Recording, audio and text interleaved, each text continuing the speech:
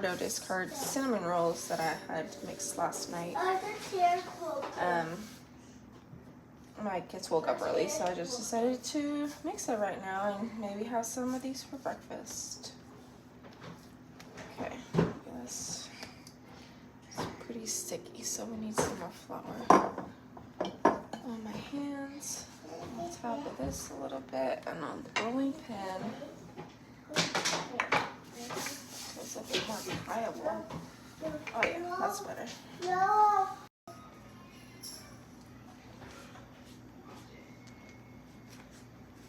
The brown sugar and the cinnamon mixture now. This is my first time making some cinnamon rolls, so I'm excited. And they're sourdough cinnamon rolls, so they're gonna be even better.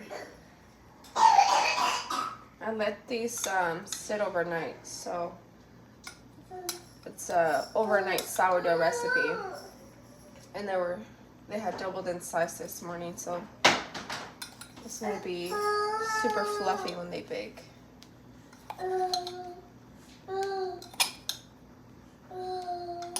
Okay, that's good. You're supposed to leave at least 1.5 inch around, so hopefully that's